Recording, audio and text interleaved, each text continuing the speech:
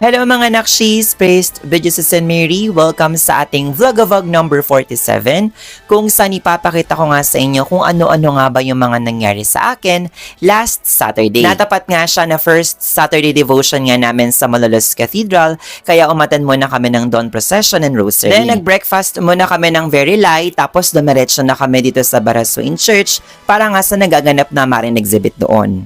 Hi mga nakshis, praised be Jesus and Mary. Nandito nga tayo ngayon sa Flores de Maria 2026 Santo Niño de Malolos Foundation Marian Exhibit. So bali ang ginaganap na ang exhibit na ito dito sa museum malapit sa Barasuin Church. Open for public viewing ang exhibit na ito mula May 1 hanggang May 7, 9 a.m. to 6 p.m. Kaya kung malapit lang kayo dito mga nakshis or madadaan kayo sa Barasuin Church, pumunta na kayo.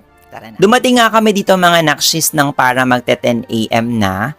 Actually, hindi na talaga dapat kami pupunta nung araw na yon. Sabi ko kay Sis Jane sa ibang araw na lang. Pero ayun nga, mga nakshis, sa tuloy din kami. At ito nga, nakapag-vlog-vlog pa nga ako ng bonggang-bongga.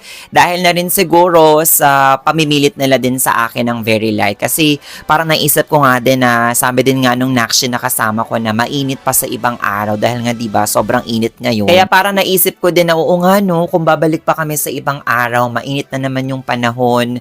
Nandoon naman na kami, nasa Malolos naman na kami, so pumunta na kami. So, ayun na nga, natuloy na nga tayo mga nakshi. Hindi naman din ako nabigo dahil napakagaganda nga ng mga birhen na naka-exhibit dito at natutuwa din ako na makita yung mga alagang birhen ng ilan sa aking mga nakshis. Biruin niyo yun, parang kailan lang baby pa sila, pero ngayon, ayan, nag-i-ingress na sila, nag-exhibit na sila.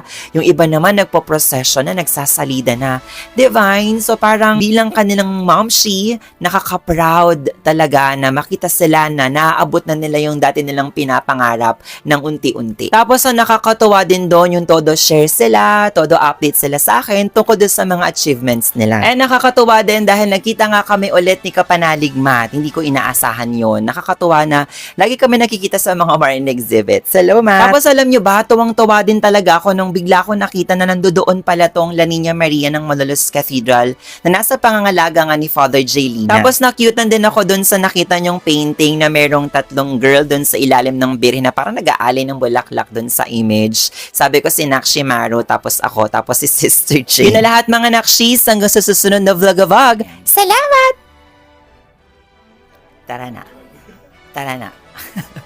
Sige, susundin kita. Go. Kaya kung malapit...